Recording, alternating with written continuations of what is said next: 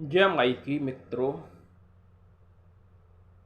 आप लोगों ने हमसे कमेंट करके पूछा था कि महाराज हम नौ देवी में कन्याओं का भोजन कराते हैं फिर भी हमारी इच्छित मन की प्राप्ति नहीं होती है।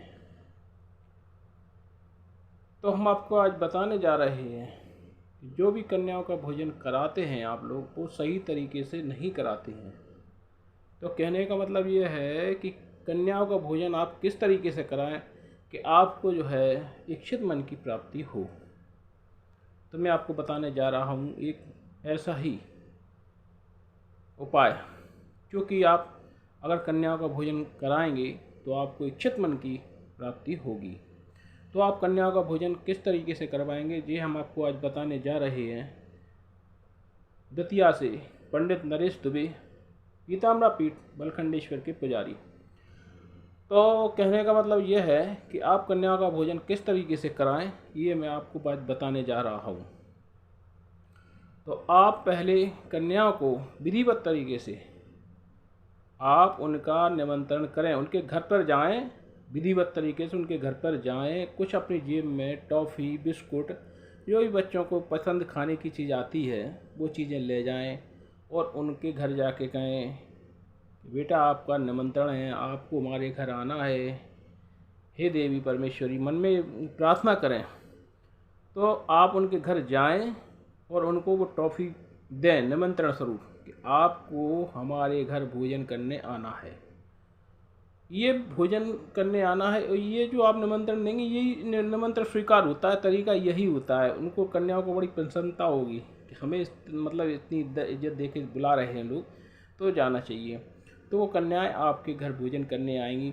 और कन्याएं भी कैसी होना चाहिए, एकदम गरीब घर से, जैसे कि कोई अपने घर बर्तन मांजने वाली आती हो या कहीं झाड़ू पोंछा करने वाली आती हो। जो गरीब घर की कन्याएं होती हैं उनका विशेष महत्व है, ना कि अपने जो बैठ रहे उठ रहे या संबंध जिससे हैं और भाई उनको शर्मा जी ने हमारी बच्ची को बुलाया था हम उनकी बच्ची को बुला लें, तिवारी जी ने हमारी बच्ची को बुलाया था या वर्मा जी ने हमारी बच्ची को बुलाया था तो उनको हम भोजन पे बुला लें। ऐसा कदापि ना करें। इस तरह से आप जो कन्या भोजन कराते हैं वो तो एक भैरिकता हुई, इसमें आपको कोई फ़ायदा मिलने वाला नहीं है। हमारा कहने का मतलब सीधा सिद्धांत है, जिसका पेट भरा होगा उसको भोजन कराने से कोई फ़ायदा नहीं है। आप ऐसे बालकों को बुलाएं जो अत्यंत गरीब घर से हो और उनका भोजन कराएं, तो आपको वो दिल से आशीष देंगी। और आपकी जो कुल देवी होंगी, इसके घर में भी कुल पूजा होती है, अधिकतर नवरात्रि में कुल पूजा होती है। तो वो कन्या जो निमंत्रण देने के लिए आती हैं वही कुल देवी के रूप में अपने घर विराजमान होती हैं। जब अपन उनको प्रसन्न करेंगे तो ऑटोमेटिक आपके घर में धन धान्य की वृद्धि होगी और सुख समृद्धि की वृद्धि होगी। हमारा आप लोगों से विशेष अनुरोध है कि आप कन्याओं को विधिवत रूप से जो हमने आपको बताया है उस तरीके से उनका निमंत्रण करें।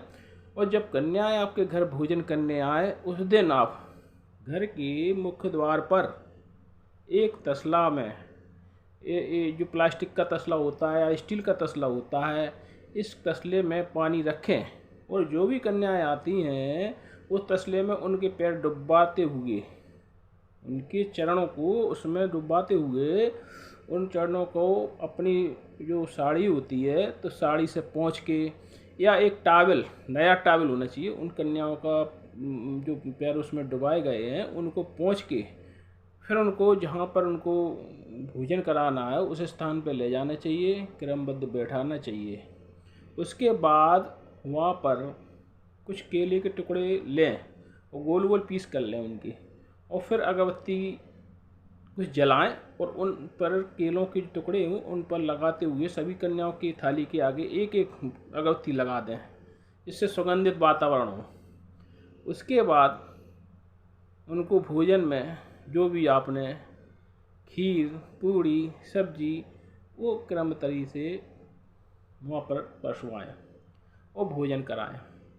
फिर जब वो भोजन कर लें तो उसको अपने श्रद्धा अनुसार जो अपन उनको दे सकते हैं, अगर बच्चियों को अपन कपड़ा दान कर सकते तो उनको कुछ, कोई को फ्राक, मतलब कुछ जो भी पहनते होंगे बच्चे, पैंट पहनते हैं, फ्राक पहनते हैं, उनको अपनी यथास्थिति अनुसार कुछ दान देवें जाते हुए। और उनको दक्षिणा स्वरूप दक्षिणा जरूर देना चाहिए। अगर कन्याओं को आपने खाना खिला दिया या पंडित को खाना खिला दिया, बिना दक्षिणा के आपको पुण्य नहीं मिलेगा, क्योंकि जो दांतों से जो मेहनत कर रहे हैं इसका क्षरण होता है, दक्षिणा बोलते हैं उसको, वो जरूर देना चाहिए। अगर आप वो नहीं देंगे तो भी आपका ये निमंत्रण स्वीकार रहेगा।